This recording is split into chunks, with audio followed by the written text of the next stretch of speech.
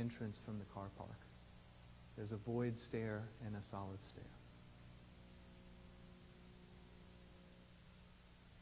So this is the Village Vets project.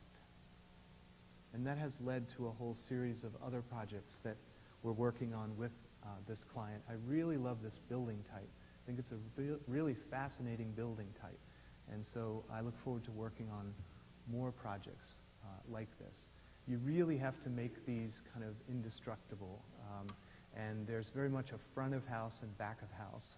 And so in this case, they really put an emphasis on the experience that people have when they come to the building. So I like to joke with Will and call this the W for dogs. And so there's the chapel and the dog dish and where the family can wait. And then just a few of our websites.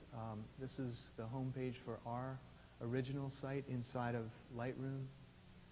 And a project that we did for Lindsay Dowell, who's a photographer here in Atlanta. That's one thing about these websites is that they're very much like architecture.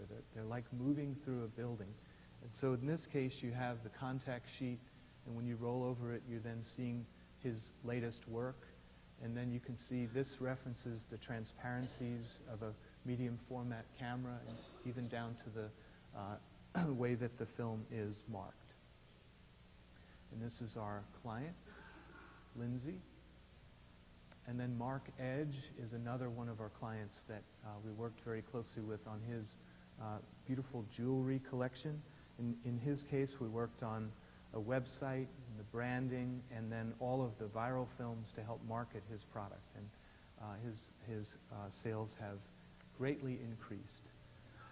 So in conclusion, what I'm sharing with you is about the immediacy of looking around us and recognizing where you've come from and how those experiences and people in your lives really impact who you are, and how what you do can become bigger than you.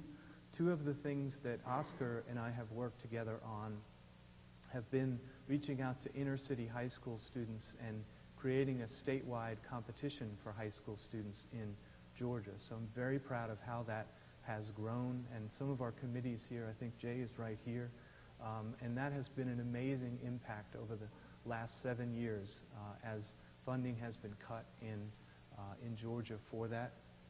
And so I think that's an example of how things can become bigger than you.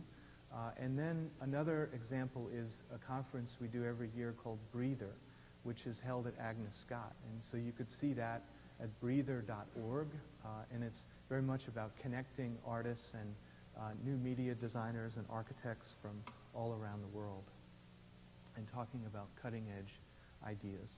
And so I was at IKEA, and I was thinking about Meryl's question, and I turned and held my phone up against the shadow and created this piece, which is very much about the immediacy of twine.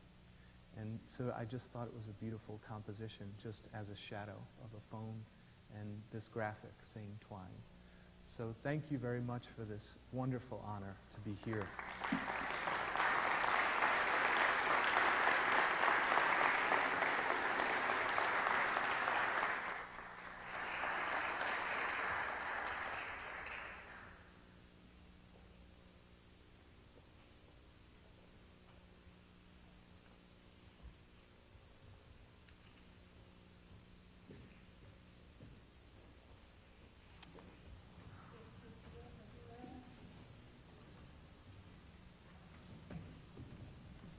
I know that we've run a little long, and so any of you who feel like you should go, please feel free to do so. And Erin, I thought it might be, rather than, because we are going on, maybe we could go directly to audience questions. We've said an awful lot amongst ourselves already. What do you think? Is that okay? Yeah.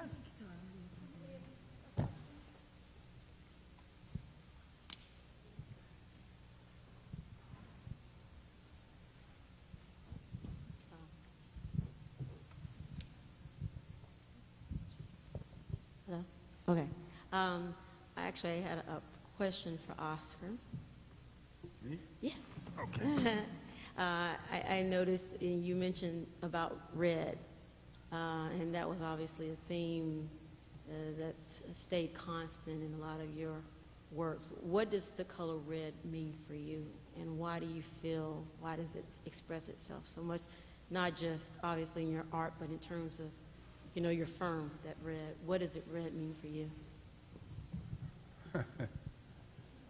I really don't know.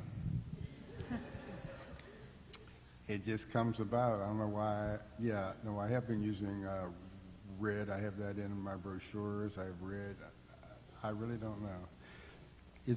This whole thing has been a really fascinating thing, and I want to thank everybody for the opportunity, because I've never, ever looked at what I've been doing over a period of time. So I found it to be amazing when that first little piece I did